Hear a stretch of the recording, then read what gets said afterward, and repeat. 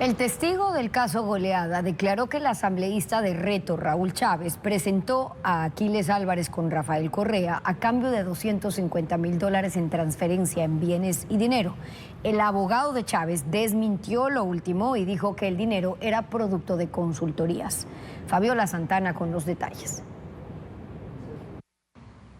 El testigo del caso Goleada, José Ceballos, declaró contra Raúl Chávez, asambleísta de Reto vinculado al proceso junto al alcalde de Guayaquil, Aquiles Álvarez, su entorno familiar y empresarial. El testigo señaló que fue el asambleísta quien propició que Aquiles Álvarez avanzara al sillón de Olmedo de la mano de Reto y el correísmo. Raúl Chávez fue quien presentó a Rafael Correa con Aquiles Álvarez y fue quien introdujo la idea de que Aquiles Álvarez se lanzara como candidato para la alcaldía de Guayaquil. Para Rafael Correa fue muy atractivo Aquiles Álvarez, porque Aquiles Álvarez era un candidato que se iba a autofinanciar. De hecho, Aquiles Álvarez, aparte de autofinanciarse, también financió la primera vuelta del 2023 de la campaña electoral de Luisa González y también la segunda vuelta de la campaña de Luisa González. De la idea justamente que ellos tenían era trabajar bajo el apoyo de Rafael Correa, para luego distanciarse, formar su propio partido y arrancar su propia agenda, porque en palabra de Aquiles Álvarez, Rafael Correa ya está viejo, ya está cansado, y los que tienen la asamblea no sirven de nada. Pero todo esto, según el testigo, no fue gratis. Dijo que Aquiles Álvarez ordenó que le transfieran al asambleísta desde Ternape $250.000 en vehículos y dinero. Chávez debía justificar con facturas de consultoría. De acuerdo al testigo, en marzo de 2023 se le transfirió un vehículo SUV valorado en $60.000 al asambleísta. En octubre de 2023, una camioneta valorada en $40.000 a la empresa de Chávez, CHN S.A. Y en agosto de 2023, $150.000 a la misma empresa. El abogado del asambleísta lo desmintió. Que nosotros hemos justificado en legal y debida forma, ya con 2 peritajes, uno contable y un tributario, de que no existe ningún tipo de riesgo, ocultamiento de dinero, sino que en realidad lo que pasó fue que Raúl Chávez terminó pagando más impuestos de los que debió haber pagado. Chávez tiene orden de prisión preventiva y está a la espera de que se fije su audiencia de apelación. El fiscal encargado Carlos Alarcón solicitó una serie de diligencias en el caso Progen, entre ellas descargar un reportaje de Ecuavisa sobre el tema, correos electrónicos y links con información societaria sobre la empresa Progen. Sin embargo, la jueza, que al momento está encargada de la causa, no dio paso a la solicitud fiscal por no ser clara y dispuso al fiscal que la complete y precise. La Fiscalía solicitó a la jueza del caso Progen que autorice varias diligencias, entre ellas la extracción y preservación de uno de los 120 reportajes que Ecuavisa ha publicado desde agosto de 2024 sobre la venta de los generadores eléctricos inservibles por los que Ecuador pagó $104 millones. Se trata de un video sobre las piezas de rompecabezas de esta trama. La Fiscalía también pidió que se extraiga la información de un computador y un disco duro, que se fije como elemento para la investigación el correo electrónico del técnico de Selec, Celso Sánchez, y un mensaje publicado hace más de un año en una cuenta anónima de la red social X en contra del gerente de Termo Pichincha, Gonzalo Guerrón, a quien acusan de un complot contra Progen por denunciarla por falsificar documentos. Otros links que se solicita desmaterializar llevan a la información societaria de la empresa Progen, publicada en la página oficial de Registro de Empresas y Corporaciones de Florida, Estados Unidos. Las peticiones del fiscal encargado Carlos Alarcón llegaron a manos de la conjueza Tania Jaramillo, quien ahora conoce el caso Progen, que ha pasado al menos por 6 magistrados de la Corte Nacional. Jaramillo no dio paso a las diligencias. Considera que la Fiscalía no ha justificado de forma clara el sustento legal para autorizarlas. Devolvió el escrito para que lo aclare y complete de acuerdo a los términos señalados por la jueza. Además, deja ver que hubo una solicitud de reserva por parte del fiscal, sobre la cual indica que la etapa actual del caso Progen es pública y las partes procesales tienen derecho a acceder a la información. Espera la aclaración para decidir. La ministra de Gobierno, Natalie Murillo, denunció al expresidente Rafael Correa por el supuesto uso del sistema de videovigilancia Segura EP con fines de espionaje. El trámite ante la Fiscalía coincidió con el inicio del proceso de fiscalización por el tema en la Asamblea Nacional.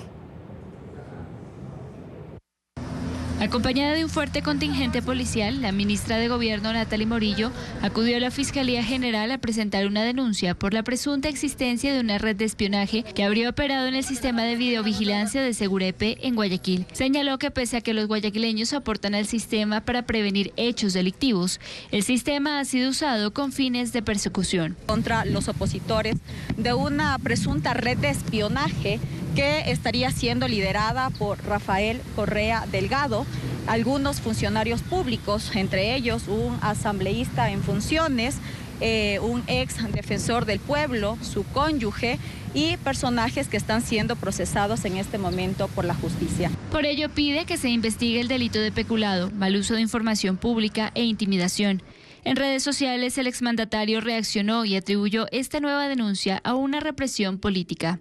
Insisten en hacer el ridículo, pero con esta denuncia y su fiscalía de bolsillo empezarán otra persecución. Pero el caso no solo se ventila en la esfera judicial. Coincidentemente, este lunes, la Comisión de Soberanía, Integración y Seguridad Integral de la Asamblea Nacional abocó conocimiento del proceso de fiscalización dispuesto por el Pleno, con el objetivo de investigar y dar seguimiento a las supuestas vulneraciones de los sistemas administrados por Segurepe. Y durante el plazo que nos ha dado el Pleno de la Asamblea, que es el de 60 días, se irá realizando todas las convocatorias correspondientes, tanto a comparecencias como para levantar la información respectiva. El pedido de fiscalización surge de un audio atribuido al expresidente y el exoficial de la policía Rodney Rengel, que evidenciaría una supuesta investigación paralela del caso Porsche con el uso del sistema de videovigilancia.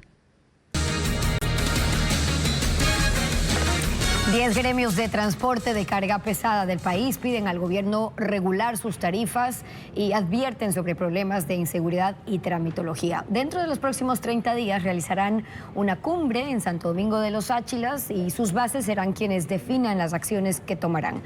Adriana Bermeo amplía esta información. Por primera vez, 10 organizaciones de transporte pesado del país que agrupan alrededor de 230.000 unidades se unieron para pedir al gobierno que emita la normativa que regule sus tarifas.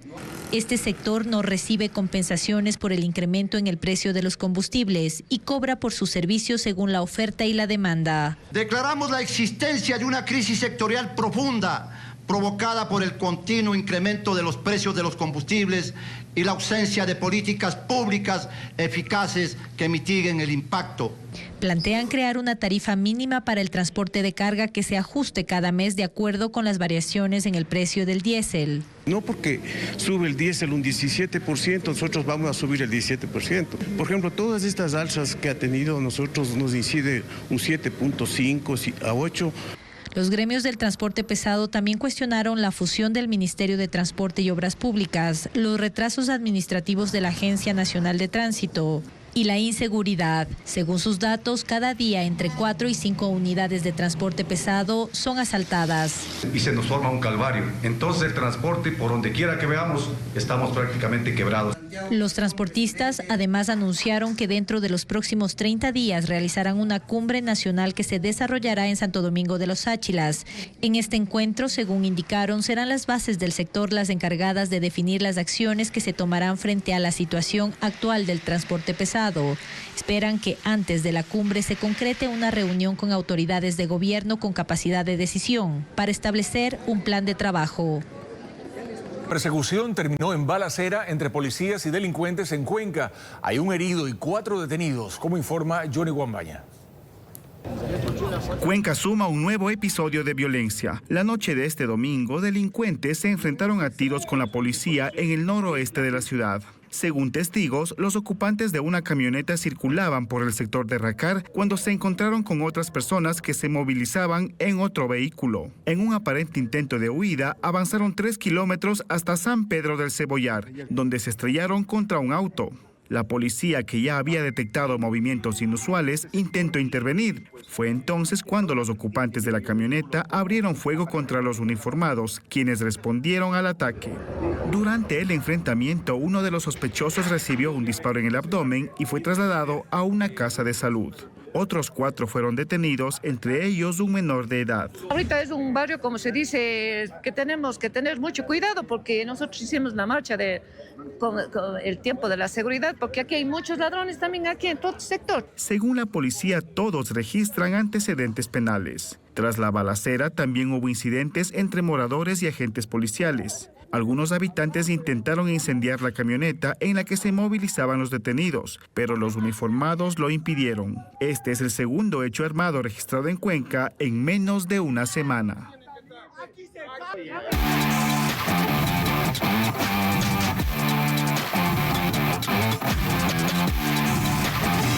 Es auspiciado por...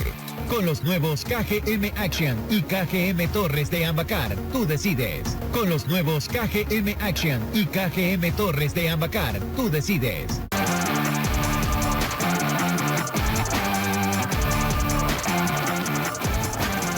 13:42 en Ecuador, 14:42 acá en Nueva Jersey. Renovamos el saludo, seguimos con la información deportiva. Revisemos la agenda de partidos de esta jornada de lunes, la última semana de esta fase de grupos. Y a esta hora Argentina está ganando 1-0 con anotación de Lionel Messi a los 38 minutos. Con este gol Messi alcanza 17 conquistas en Copas del Mundo y ya es el máximo goleador de la historia de los mundiales. A las 16 horas jugarán por el grupo I Francia frente a Irak. Este partido se va a disputar en Filadelfia, mientras que a las 19 horas en esta localidad, en Nueva Jersey, jugarán Noruega contra Senegal.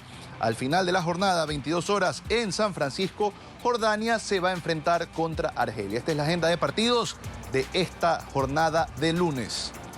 Y ahora hablemos de algunas curiosidades de los mundiales, porque los hinchas de Noruega han llamado su atención y se tomaron Times Square. Además, los hinchas japoneses se tomaron el famoso cruce de Shibuya para festejar la goleada de su selección. Veamos más curiosidades mundialistas.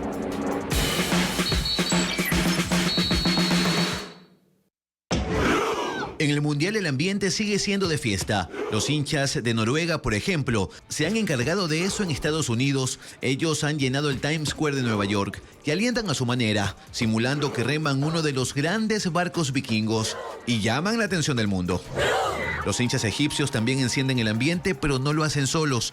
La selección liderada por Mohamed Salah celebró en las calles de Vancouver junto a sus seguidores tras el triunfo frente a Nueva Zelanda. Y bailaron juntos, con un parlante a todo volumen. Shibuya, Japón, también se llenó de celebraciones tras la contundente victoria del conjunto nipón sobre Túnez. El ícono Scramble Crossing se llenó de aficionados entre cánticos, banderas y una euforia desbordada. La camaradería entre hinchas de distintas nacionalidades en las gradas y el buen ambiente que contagia incluso a la tripulación de aviones también forman parte del Mundial 2026.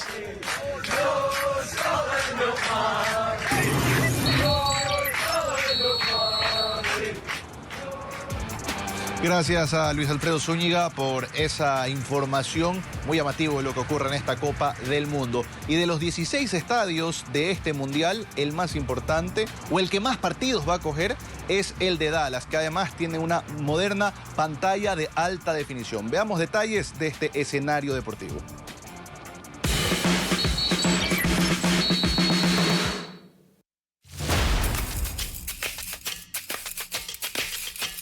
El AT&T Stadium es la casa de los Dallas Cowboys, el equipo más valioso del mundo según la revista Forbes. Nada más y nada menos que $13,000 millones. Por motivos comerciales, durante la Copa del Mundo 2026, la FIFA lo denominará oficialmente Dallas Stadium. Fue inaugurado en el año 2009 y desde entonces ha llamado la atención del mundo por su gigantesca pantalla de alta definición suspendida sobre el terreno de juego, considerada una de las más grandes jamás instaladas en un recinto deportivo. Con capacidad superior a los 80,000 espectadores y posibilidad de llegar a los 100,000 mediante un sistema flexible de asientos montados sobre rieles de aluminio que permite deslizar las sillas para reducir el espacio entre ellas e introducir asientos adicionales rápidamente para grandes eventos. Será uno de los estadios más imponentes de todo el Mundial. De hecho, será el que más partidos acoja. 5 en fase de grupos, incluidos 2 de Argentina. 2 partidos en 16avos de final, 1 en octavos y sobre todo una de las 2 semifinales.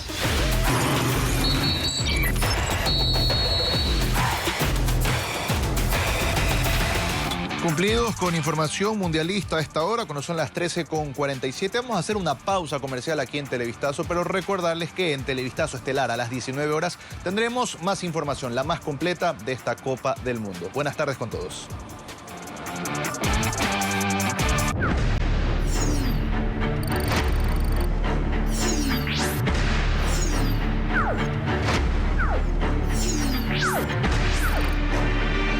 Pesca artesanal. Puertos vulnerables.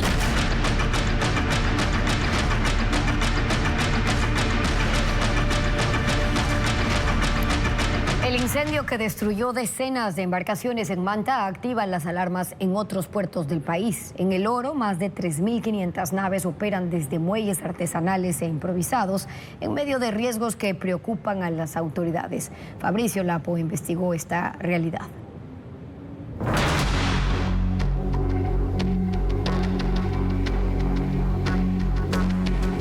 En El Oro la pesca se ha expandido mucho más rápido que la infraestructura destinada a recibirla.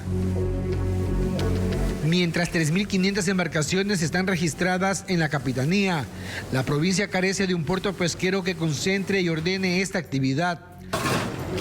En su lugar, la flota opera desde muelles improvisados, donde embarcaciones, viviendas y negocios comparten el mismo espacio.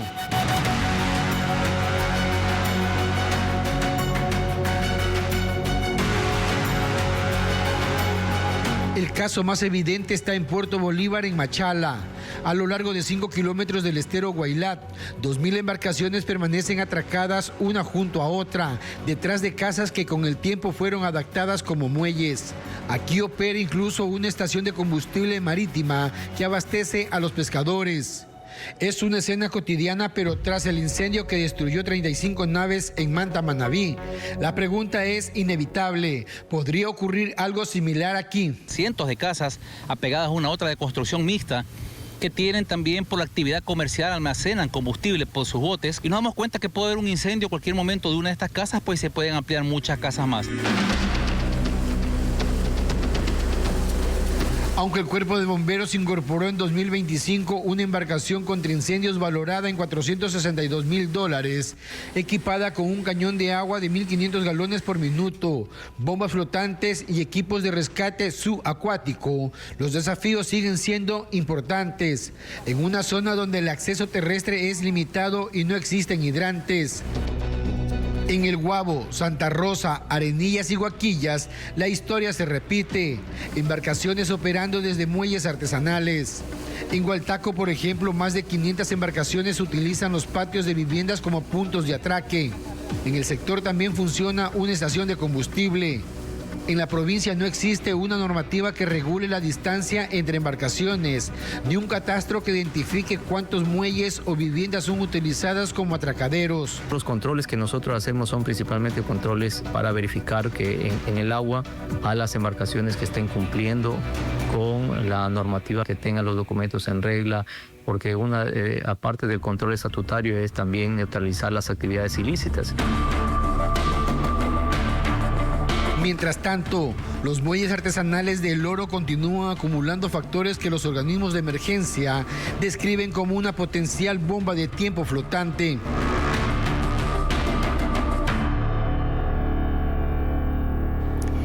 Esta noche en Televistazo de las 19 horas revisamos cuál es la situación en el puerto de Esmeraldas, que en ocasiones concentra hasta 2.000 embarcaciones sin hidrantes e implementos básicos ante un eventual incendio.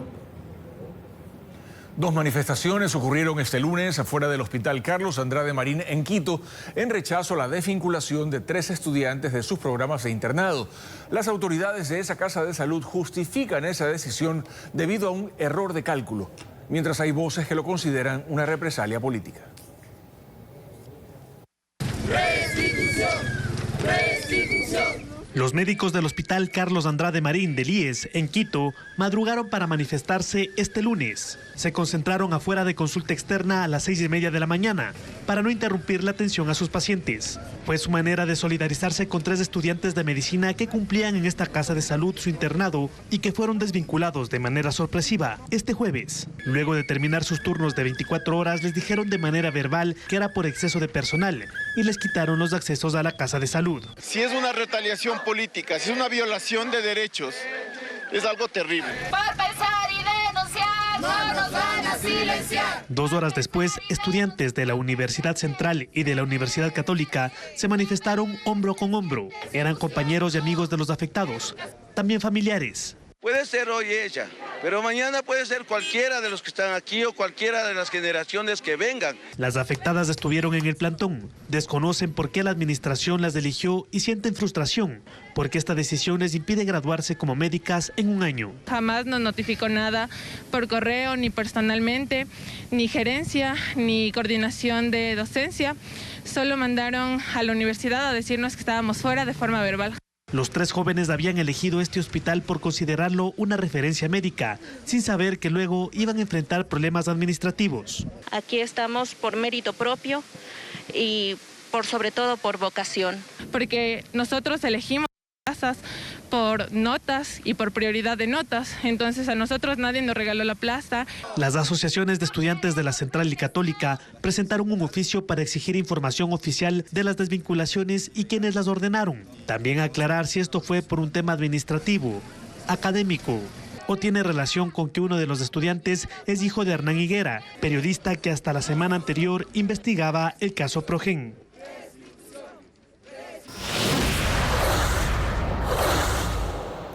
El cantante de música popular, Máximo Escalera, celebra 38 años de trayectoria con nuevas producciones y también una gira internacional, Pedro. Sí, y en una entrevista con Ana María Palacios recordó el emotivo y viral momento que vivió junto a su nieta durante uno de los conciertos. Baila, baila, baila mi cumbiambera, vamos a mover toda la cadera. Con canciones que han hecho reír, bailar, llorar y recordar. Máximo Escalera celebra 38 años de trayectoria artística, consolidándose como el artista del pueblo. Con 35 álbumes publicados, destaca que la primera persona que lo apoyó fue su esposa y que su familia ha sido la principal fuente de inspiración en su carrera. Incluso el tema más importante en estos años fue el que grabó junto a su hija Natalie Silvana cuando era niña. Fue una canción que yo de inicio pensaba cantarle a mi hija, es mi primera hija. Luego, viendo la inquietud de ella, surgió la idea de hacer un tema diálogo y luego hicimos un corito y mi esposa dice, ¿por qué no cantan esa partecita los dos juntos? El cantante también recordó el emotivo momento que se volvió viral cuando su nieta subió al escenario y cantó junto a él en el Coliseo Rumiñahui de Quito. 3 generaciones, padre, hija y nieta. Creo que es una cosa bonita. Además, cantamos también un tema en familia. Hemos grabado canciones con mi esposa y mis 3 hijos y a la gente le ha gustado y quiero agradecerlo públicamente por ese gran respaldo y ese gran cariño. Además lanzó Reencuentro Tropical, en el que comparte escenario con varios de sus colegas. Vamos con 3 compañeros más, Gerardo Morán, Jaime Enrique Aymara, Fernando Zumba y este servidor. Una de las cosas importantes es que le estamos demostrando al país que no hay esa tal rivalidad que a veces piensan que porque grabamos de pronto el mismo estilo, el mismo género. Máximo Escaleras continúa celebrando su trayectoria con una gira de conciertos por Europa y Estados Unidos. Baila, baila, baila mi cumbiambera, vamos a mover toda la cadera. Baila, baila, baila mi cumbiambera, vamos a mover toda la cadera. Amigos, gracias por acompañarnos en esta emisión. Recuerden que pueden seguir las novedades del Mundial también en ecuavisa.com y en nuestras redes sociales. Y que las noticias se actualizan a toda hora en Ecuavisa Play con información verificada, el sello de Televistazo. Las noticias vuelven a las 19 horas. Los esperamos. Una buena tarde.